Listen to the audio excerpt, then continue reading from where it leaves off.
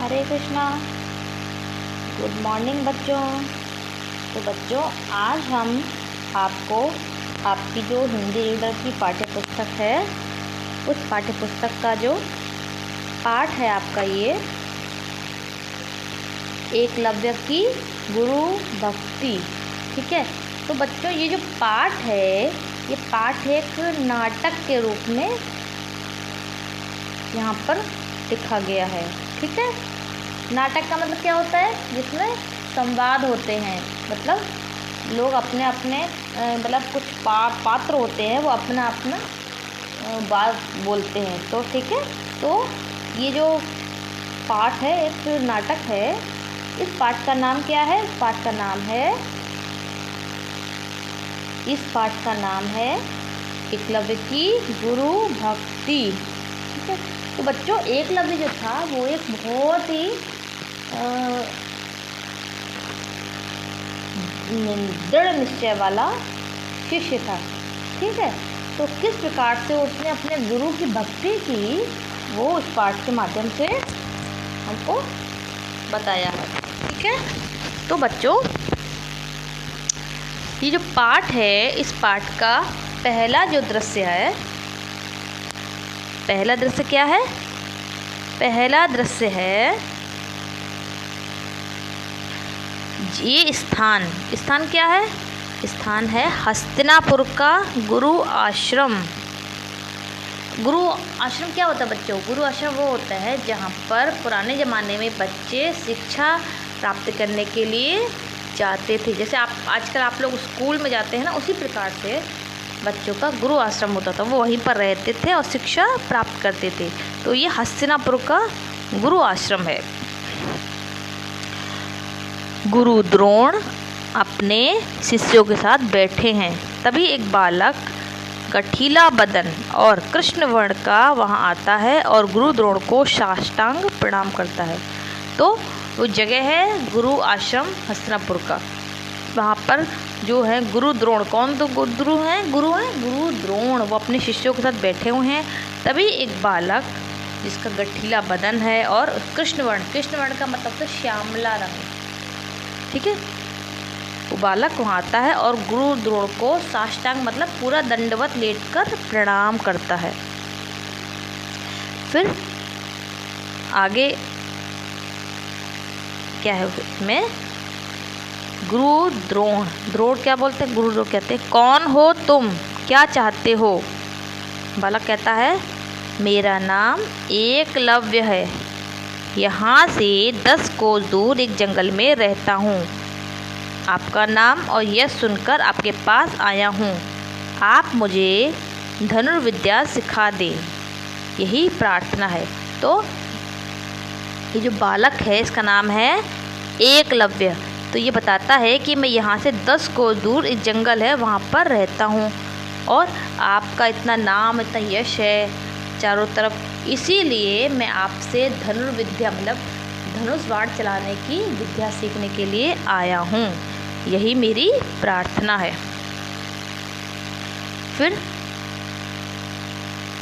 द्रोण कहते हैं, देखो जी, मैं केवल राजघराने के बालकों को धनुर्विद्या सिखाता हूँ। तो द्रोण क्या कहते हैं? द्रोण कहते हैं, भाई मैं तो केवल जो राजघराने मतलब राजकुमार जो बच्चे हैं, उन्हीं को धनुर्विद्या धनुष चलाने की शिक्षा देता हूँ। तो एकलव्य बोलता है, ऐसा क्यों श्रीमान? पवित्र विद्यादान में ऊंच नीच का यह भेद क्यों गुरुदेव? क्या विद्यादात्री माँ सरस्वती यह नहीं चाहती कि उनकी यह सारी संतान सुरक्षित शिक्षित हों? तो वो बालक क्या बोलता है? बालक बोलता है, ऐसा क्यों श्रीमान? पवित्र विद्या, ये जो विद्यादान है, ये बहुत पवित्र दान होता है। ठीक है। और इसको ऊंच नीच का यह भेद क्यों, मतलब इस पवित्र विद्यादान में ऊंच नीच का भेद क्यों कि आप राजघराने वाले बालकों को सिखाते हैं, छोटे बालकों को नहीं सिखाते? क्या विद्यादात्री माता सरस्वती यह नहीं चाहती कि सारी संतान सुशिक्षित, मतलब वो बोलता है कि क्या हमारी जो देवी माँ है, माँ सरस्वती जो विद्या की देवी है, वो ये नहीं चाहती कि इनकी सारी संतानें सुशिक्षित हों। सुशिक्षित मतलब अच्छे से शिक्षा प्राप्त की हो। क्या शिक्षा प्राप्त करने की सुविधा केवल राजघराने तक ही सीमित रहनी चाहिए? तो क्या ये जो शिक्षा है, ये शिक्षा जो दी जा रही है केवल राजकुमारों को ही दी जानी चाहिए? छोटे जो बालक हैं, जो राजकुमार नहीं हैं, जो गरीब तबके के बालक हैं, उनको क्या शिक्षा नहीं प्राप्त होनी चाहिए? द्रोण कहते हैं, द्रोण कहते हैं, क्या कहते हैं? हमारे विद्यालय का यही नियम है, यहाँ केवल राजघराने के बालकों का ही नामांकन होता है। तो द्रोण कहते हैं भाई हमारे विद्यालय का ये नियम है कि केवल जो राजघराने के बालक होते हैं, मतलब जो राजकुमार होते हैं, वही इस विद्यालय में अपना नामांकन मतलब नाम लिखवा सकते हैं। तो एकलव्य बोलता है ऐसा नियम तो शायद आपने ही बनाया होगा। समाज के अन्य बच्चों को शिक्षा से वंचित रखना क्या अन्याय और अनुचित नहीं है? तो एकलव्य बोलता है ये जो नियम बनाया है कि केवल राजघराने के बालकों को ही शिक्षा देंगे, यह नियम आपने बनाया होगा, क्योंकि समाज के क्या अन्य जो बच्चे हैं जो राजकुमार नहीं हैं उनको क्या शिक्षा नहीं प्राप्त होनी चाहिए? क्या यह अन्याय अनुचित नहीं है? आप तो विद्या देवी के श्रेष्ठ पुजारी हैं, फिर आपके हृदय में यह भावना क्यों भगवान? तो वो एकलव्य कहता है हे गुरुदेव, आप तो विद्या देवी मतलब सरस्वती माँ के इतने बड़े पुजारी हैं, भक्त हैं, तो आपके हृदय में ये भावना कि ऊंचे लोगों को शिक्षा देनी चाहिए, नीचे लोगों को नहीं देनी चाहिए, ऐसे क्यों है? तो आगे द्रोण क्या बोलते हैं? द्रोण बोलते हैं नहीं नहीं, तुझे मैं अपना शिष्य कदापि नहीं बना सकता, जाओ चले जाओ यहाँ से। तो द्रोण कहते हैं नहीं, मैं तुमको अपने शिष्य नहीं बना सकता और तुम यहाँ से चले जाओ। इस प्रकार से वो उसको वहाँ से जाने को कह देते हैं। उसके बाद क्या होता है? बार बार अनुनय विनय करने के बावजूद द्रोण ने एकलव्य को फटकार कर भगा दिया। तो क्या होता है? एकलव्य उनसे बार बार प्रार्थना करता है कि आप मुझे अपना शिष्य बना लीजिए, लेकिन जो गुरु द्रोण थे उन्होंने एकलव्य को वहाँ से फटकार का मतलब डांट कर भगा दिया। आगे क्या होता है? आगे निराश होकर अपने घर का रास्ता लिया। निराश होकर जो एकलव्य था उसने क्या किया? अपने घर वापस चला गया। ठीक है, इतना होने पर भी बालक के हृदय में द्रोण के प्रति जरा भी अश्रद्धा व दुर्भावना पैदा ना हुई और ना उत्साह में न्यूनता आई। तो इतना हो गया कि गुरु द्रोण ने उनको फटकार के भगा दिया। इतने प्रार्थना करने पर भी उनको अपना शिष्य नहीं बनाया, फिर भी एकलव्य के मन में अपने गुरु के प्रति कोई भी दुर्भावना मतलब बुरी भावना, अश्रद्धा उत्पन्न नहीं हुई और ना उत्साह में उनके न्यूनता, ना ही उनके उत्साह में न्यूनता आई, कमी आई। न्यूनता मतलब कमी कि चलो अब उन्होंने भगा दिया तो अब हम नहीं शिक्षा प्राप्त, ऐसा नहीं, उनके मन में उत्साह बना रहा। फिर क्या है? फिर ये दूसरा दृश्य क्या देख रहे हो? ये देख रहे हो, ये गुरु महाराज की उसने एक प्रतिमा बनाई। ठीक है, और ये एकलव्य जो है ये क्या कर रहा है? सीख रहा है धनुर्विद्या। ठीक है, यहाँ पे ये गुरु द्रोण खड़े हैं। ठीक है, तो आगे क्या होता है? आगे का जो जगह है वो क्या है? स्थान क्या है? जंगल में एक झोपड़ी, एक वृक्ष के तले गुरु द्रोण की प्रतिमा, मिट्टी की बनी हुई। एकलव्य पूर्ण एकाग्रता और तन्मयता के साथ तीर चला रहा है। उसी समय गुरु द्रोण अर्जुन के साथ वहां पहुंचते हैं और ध्यान से बालक को तीर चलाते हुए देखते हैं। उसकी अद्भुत पूर्व दक्षता और योग्यता देखकर द्रोण अत्यंत प्रभावित होते हैं, किंतु उसे अपने सर्वश्रेष्ठ शिष्य अर्जुन से बढ़कर देख द्वेष आग्नि से जलने लगते हैं। तो क्या होता है बच्चों? ये जो जगह है, जगह जंगल में झोपड़ी है, वहाँ पर क्या एकलव्य ने क्या किया? एक अपने गुरु द्रोण की प्रतिमा बनाई मिट्टी की और उनको देखकर उसने धनुष बाण की विद्या सीखना शुरू कर दिया।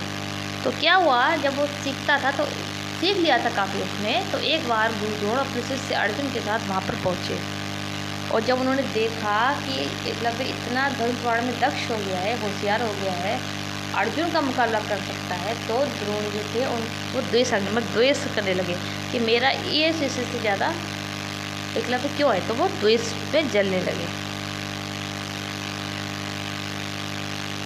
फिर क्या होता है उसके बाद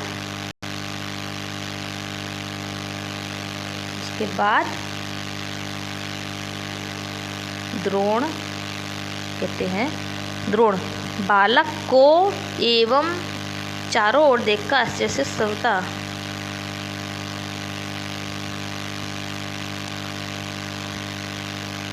द्रोण जब देखते हैं उस बालक को अपनी प्रतिभा के सामने खड़े हुए, तो बहुत आश्चर्य होता है द्रोण को। और वो क्या कहते हैं, वो कहते अरे यहाँ तो मेरी प्रतिमा स्थापित है, चरणों पर फूलों का ढेर है, गले में माला है, वह अनुपम गुरु भक्ति, प्रकट में बालक तुम कौन हो। तो जब गुरु द्रोण आ जाते हैं और देखते हैं कि उनकी प्रतिमा है, तो कहते हैं अरे ये तो मेरी ही प्रतिमा है, और उसके चरणों पर फूलों का ढेर है और गले में माला है। तो वो एकलव्य की गुरु भक्ति से बहुत प्रभावित होते हैं। और वो क्या बोलते हैं, कहते तुम कौन हो बालक। तब एकलव्य कहता है द्रोण पर नज़र पड़ते ही साष्टांग दंडवत कर बैठने के लिए आसन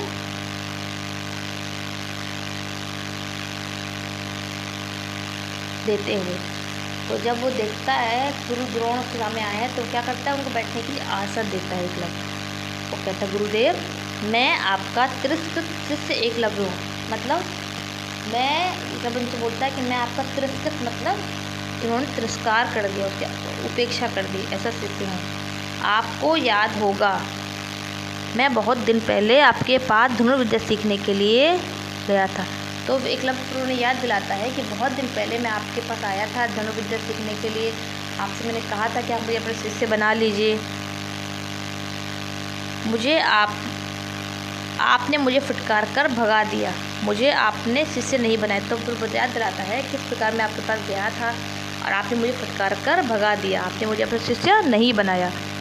मैं इसी मूर्ति को प्रतिमा की ओर इशारा कर बता के गुरु मानकर धनुर्विद्या अभ्यास कर रहा हूँ। तो एकलव्य बोलता है कि तब से मैंने आपकी मूर्ति बनाकर उसी को गुरु के रूप में स्वीकार करके धनुर्विद्या सीखना प्रारंभ कर दिया। अपने निरंतर अभ्यास और आपके आशीर्वाद से मुझे धनुर्विद्या का थोड़ा ज्ञान प्राप्त हुआ। तो एकलव्य कहता है कि आपके आशीर्वाद से और मेरे निरंतर प्रयास से मैं थोड़ा बहुत धनुर्विद्या सीख गया हूँ। यह मेरा अहोभाग्य है। तो क्या एकलव्य बोलता है, एकलव्य बोलता है ये मेरा बहुत भाग्य है कि आप मेरे गुरु हैं, आपने स्वयं यहाँ पधार कर मुझे दर्शन सुख प्रदान। तो एकलव्य कहता है कि मैं भाग्यशाली हूँ कि आप यहाँ पर आए, आपने मुझे अपने दर्शन दिए, मैं धन्य धन्य हो गया गुरुदेव। फिर आगे क्या होता है, आगे द्रोण क्या बोलते हैं,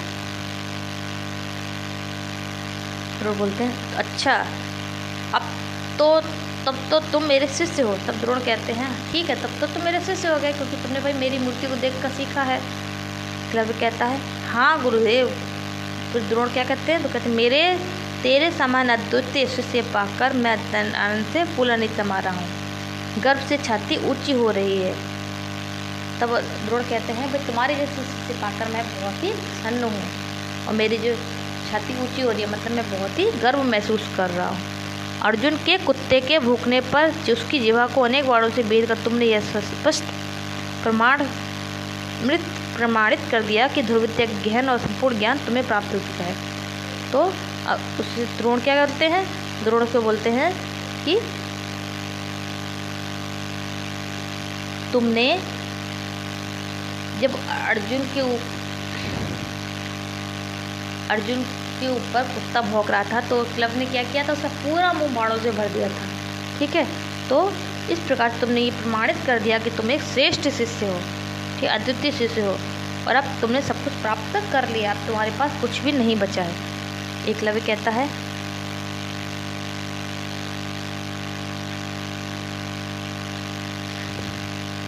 एकलव्य क्या बोलता है, एकलव्य बोलता है यह सब केवल आपके आशीर्वाद से ही संभव हो चुका है गुरुवर।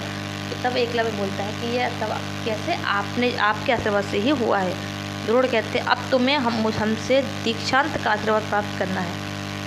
दीक्षांत समयानुसार गुरु दक्षिणा भी चुकानी होगी। तब गुरु द्रोण क्या कहते हैं, अब तुम्हें दीक्षांत, एक बेटा जब बच्चे अपनी शिक्षा समाप्त कर लेते थे तो दीक्षांत समारोह होता था, जिसमें गुरु क्या करता था, उनको आशीर्वाद देता था और शिष्य जो होता था वो गुरु को कोई गुरु दक्षिणा देता था जो गुरु मांगता था।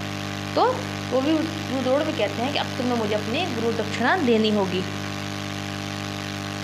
एकलव्य कहते अत्यंत उत्साह प्रसन्नता से भर, तो एकलव्य को बहुत खुशी महसूस होती है कि गुरु द्रोण ने उसे अपना शिष्य स्वीकार कर लिया, तो बहुत उत्साहित हो जाता है और प्रसन्न हो जाता है। क्या कहता है, वो कहता है मेरा परम सौभाग्य है गुरुदेव, कृपया आदेश करें कौन सी वस्तु श्री चरणों पर गुरु दक्षिणा में अर्पित करूँ। तब एकलव्य बोलता है, हे गुरु महाराज, आप मुझे आदेश करें कि मैं क्या चीज़ आपको गुरु दक्षिणा के रूप में आपके चरणों में वस्तु दूँ। द्रोण बोलते हैं, किंतु तुम्हें मेरी मन चाहे वस्तु देनी। तब द्रोण क्या बोलते हैं, द्रोण बोलते हैं ठीक है, मैं तुम्हारी गुरु दक्षिणा स्वीकार करूँगा, लेकिन तुमको मेरी मन चाहे वस्तु, मतलब जो मैं चाहूँगा वही वस्तु तुम्हें गुरु दक्षिणा में देनी होगी। एकलव्य कहता है अवश्य गुरुदेव, आज्ञा दें, सोना चांदी हीरा मोती राजपाट जो कुछ कहेंगे सब कुछ देने की चेष्टा करूँगा। एकलव्य बोलता है जी गुरु, आप जो कहें, सोना चांदी घर बार राजपाट जो आप कहेंगे मैं देने का प्रयास करूँगा। उसके क्या होता है, उसके बाद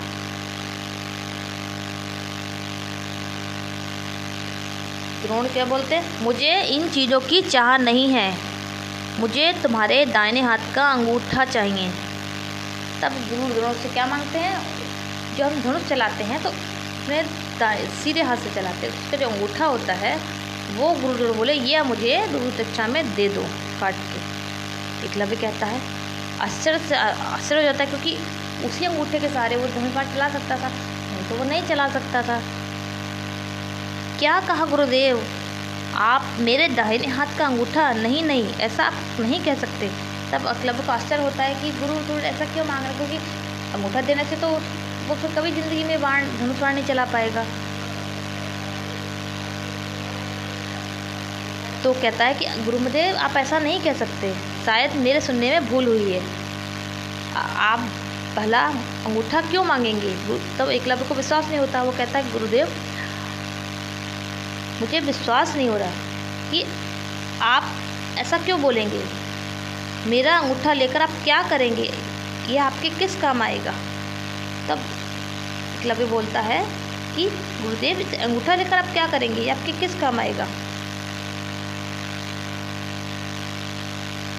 गुरु द्रोण क्या कहते हैं, नहीं दूसरी कोई चीज़ नहीं चाहिए, केवल अंगूठा, केवल तुम्हारा अंगूठा ही चाहिए। तब गुरु द्रोण बोलते हैं नहीं मुझे और कुछ नहीं चाहिए, सिर्फ तुम्हारा अंगूठा चाहिए। तो एकलव्य कहता है श्रीमन केवल अंगूठा ही क्यों, मैं अपना सारा शरीर आपको देने के लिए तैयार हूँ, आपके पास रहकर रात दिन आपकी सेवा किया करूँगा महामान्य। तो एकलव्य बोलता है गुरुदेव केवल अंगूठा क्यों ले रहे हैं, आप मेरा पूरा शरीर आप लीजिए, मतलब मैं आपकी पूरा दिन रात 24 घंटे आपकी सेवा करूँगा। द्रोण बोलते हैं किंतु मुझे तुम्हारे शरीर की जरूरत नहीं है, मुझे केवल तुम्हारे शरीर का अंगूठा ही चाहिए।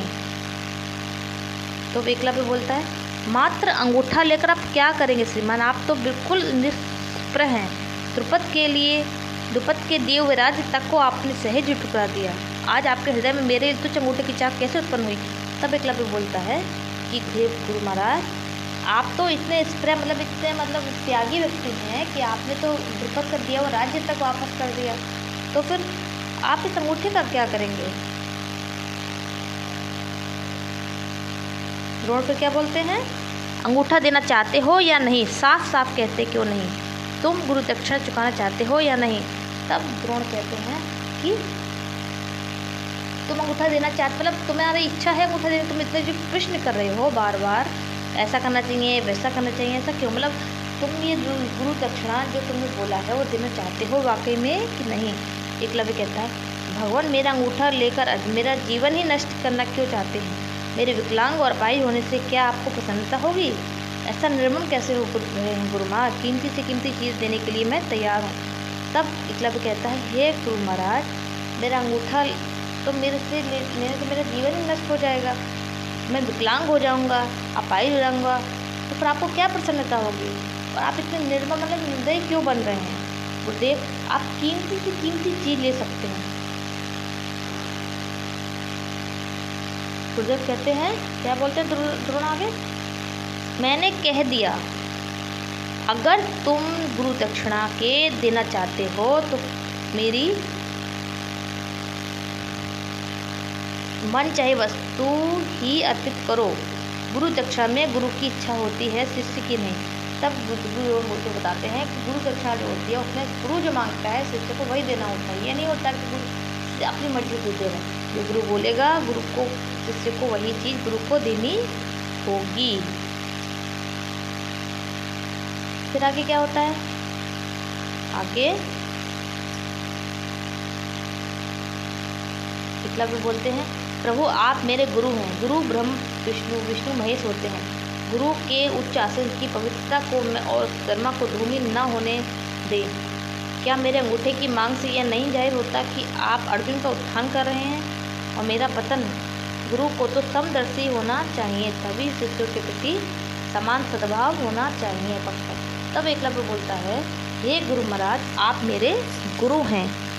और गुरु तो ब्रह्मा विष्णु महेश के समान होते हैं। गुरु के उच्च आसन की पवित्रता को, कर्मा को धूमिल कर, मतलब आप ये क्या कर रहे हैं? आप आपके दूसरे शिष्य अर्जुन, आपको पता है अगर अंगूठा दे दूंगा तो क्या होगा? मैं धनुष बाण नहीं चला पाऊंगा। तो आप इसीलिए आप, ताकि आपका जो दूसरा शिष्य है अर्जुन, उसका उत्थान मतलब खूब तरक्की करे, इसलिए आप अपने इस शिष्य को आप ऐसा कर रहे हैं। तो आप ये जो काम कर रहे हैं ये अच्छा नहीं है। गुरु को समान, सब शिष्यों के प्रति क्या होना चाहिए? समान होना चाहिए, पक्षपात नहीं करना चाहिए। इस प्रकार से एकलव्य उनको बोलता है। द्रोण क्या बोलते हैं? क्रोधित मुद्रा में, मालूम होता है तुम्हें गुरु दक्षिणा चुकाने की इच्छा नहीं है, केवल बातों से ही खुश करना चाहते हो। अब मैं चलता हूँ। तो गुरु द्रोण बोलते हैं, ठीक है। गुरु द्रोण को क्रोध आ जाता है। गुरु कहते हैं, क्या कहते हैं? तुम्हारी मतलब इच्छा ही नहीं है, तुम गुरु दक्षिणा देना ही नहीं चाहते, इसलिए तुम बार बार प्रश्न कर रहे हो और तुम केवल बातों से ही खुश करना चाहते हो कि मैं ये करूँगा, मैं वो करूँगा। और फिर गुरु कहते हैं, गुरु द्रोण ठीक है मैं चलता हूँ। फिर एकलव्य क्या बोलता है? हाथ जोड़कर, गुरुदेव क्रोध ना करें, अगर आप नहीं मानेंगे तो मैं आपको आपके मंचे वस्तु ही दूंगा। मेरा अंगूठा मेरा जीवन है, जिसे मैं अवश्य ही दूंगा। मैं अपने वचन से मुकर नहीं सकता, चाहे मेरा जीवन ही नष्ट हो जाए। तो एकलव्य क्या बोलते हैं? एकलव्य बोलते हैं कि गुरुदेव आप क्रोध मत कीजिए, अगर आप नहीं मान रहे हैं, मैं आपको समझाने का प्रयास कर रहा हूँ, अगर आप नहीं मानेंगे तो मैं वही चीज़ दूंगा जो आप चाहते हैं। यद्यपि ये जानता हूँ कि अंगूठा मेरा जीवन है, मतलब अंगूठे के बिना मैं धनुष बाण नहीं कर सकता, फिर भी मैं वही चीज़ दूंगा जो मैंने वचन दिया है। चाहे मेरा जीवन नष्ट हो जाए, पर मैं अपने वचन से डिगूंगा नहीं। वह दौड़कर एक तेज धाकु लाता है और फौरन अपने दाहिने हाथ का अंगूठा काटकर गुरु चरणों में रख देता है। तो इस प्रकार से वो क्या करता है? जो एकलव्य था वो क्या करता है? वो दौड़ता है और एक चाकू ले आता है अंदर से, और उस चाकू से क्या करता है? अपने दाहिने हाथ का अंगूठा काट देता है और जो गुरु द्रोण थे उनके चरणों में रख देता है। गुरुदेव मेरी गुरु दक्षिणा से अब तो आप प्रसन्न है। वो कहता है, गुरुदेव मैंने अब दक्षिणा दे दी, अब तो आप खुश है ना? वह गया कहकर वह गुरु के चरणों पर गिर पड़ता है और ये कहकर वो गुरु के चरणों में गिर जाता है। इस प्रकार से एकलव्य क्या करता है ना? गुरु के चरणों में गिर जाता है। तो कहते हैं, एकलव्य को गले लगाते हुए आशीष देते हुए कहते हैं, तुमने अनुपम गुरु भक्ति दिखलाकर अपना नाम अजर अमर कर लिया। तुम्हारी कीर्ति पताका युग युग तक लहराती रहे, यही मेरा आशीर्वाद है। तो गुरु द्रोण बोलते हैं कि तुमने इस पर अंगूठा देकर क्या किया? अपने अनुपम गुरु भक्ति का प्रदर्शन किया, इसलिए तुम्हारा नाम हमेशा अमर रहेगा, मतलब लोग तुम्हारा नाम हमेशा याद रखेंगे और तुम्हारी कीर्ति पताका योग योग तक लहराती, मतलब लोग योग योग तक तुम्हारा गुरु भक्ति का उदाहरण देंगे। और यही गुरु द्रोण क्या कहते हैं? यही मेरा आशीर्वाद है। इस प्रकार से बच्चों ये जो पाठ है, इस पाठ में क्या बताया, क्या सीखना चाहिए हमको? हमको हमेशा अपने गुरु के आदेशों का पालन करना चाहिए। हमारे जो गुरु हैं, मतलब जो हमें शिक्षा देते हैं, हमारे जो टीचर हैं, उनकी बातों को मानना चाहिए। गुरु देखो कोई भी हो सकता है बच्चों। गुरु हमारे माता पिता भी हमारे गुरु हो सकते हैं, हमारे टीचर तो हमारे गुरु होते हैं, और जिनसे हम सीखते हैं वो भी हमारे गुरु हो सकते हैं। तो हमें हमेशा अपने गुरु की बातों को पालन करना चाहिए, ठीक है। इससे क्या होता है, हमको जीवन में हमेशा सफलता प्राप्त होती है, ठीक है बच्चों। तो इस पाठ को आप ध्यान से सुनिएगा, और अगर कुछ समझ में नहीं आए तो मुझसे पूछिएगा। हरे कृष्ण।